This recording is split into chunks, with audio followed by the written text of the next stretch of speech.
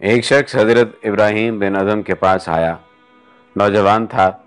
कहता है, हजरत गुनाह का मुर्तकिब होता हूँ, छोड़ा भी नहीं जा सकता, डर भी लगता है कि अजाब होगा, तो कोई तरीका बता दें कि मैं अजाब से बच जाऊं और गुनाह भी करता रहूं।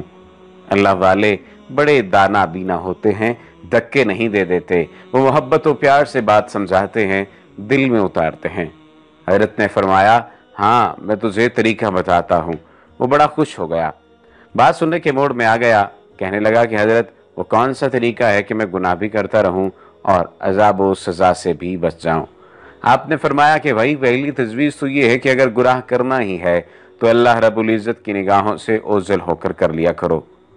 अब वो सोचता रह गया, हजरत ये कैसे मुमकिन है, मैं अल्लाह रब्बुल इज़्ज़त की निगाहों से ओझल होकर गुनाह करूं, ये तो मुमकिन ही नहीं। दूसरी तजवीज़, हजरत ने फरमाया, फिर दूसरी तजवीज़ ये है कि तुम रिज़्क खाना छोड़ दो। अल्लाह से कह देना कि ना तुम्हारा खाना खाता था और ना तुम्हारी बात मानता था। उसने कहा, हजरत ये कैसे मुमकिन है, मैं खाना छोड़ दूं, मैं फिर जिंदा कैसे रहूंगा।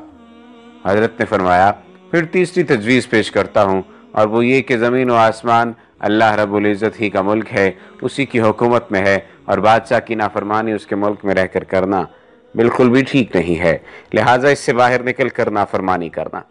अल्लाह पाक भी कुरान पाक में अजीब अंदाज से फरमाते हैं, अगर तुम्हारे अंदर इस्तिताअत है कि ज़मीन व आसमान के कुर्रों से बाहर निकल सकते हो तो निकल कर दिखाओ। निकलोगे, किस दलील से निकलोगे। सूरह रहमान की आयत नंबर 33 है।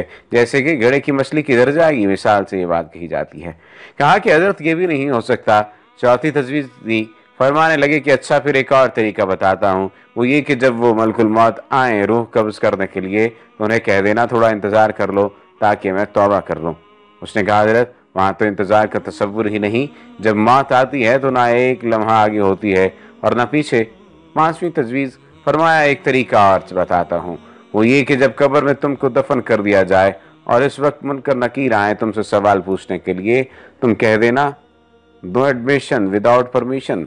जिस तरह से आज के लोग लिख कर लगा देते हैं, यानी बगैर इजाज़त के क्यों आए हो, तो तुम भी कह देना बगैर इजाज़त के क्यों आए हो। उसने कहा, हजरत मैं उनको कैसे मना कर सकता हूँ। छठी तजवीज़, फरमाने लगे, अच्छा भाई एक और तरीका बताता हूँ, वो ये कि जब क़यामत के दिन तुम्हारे बुरे अमलों को खोला जाए और परवरदिगार आलम फरिश्तों को हुक्म दें कि इसको घसीट कर तुम जहन्नुम में डाल दो, तो उस वक्त तुम जिद करके खड़े हो जाना कि मैं तो नहीं जाता।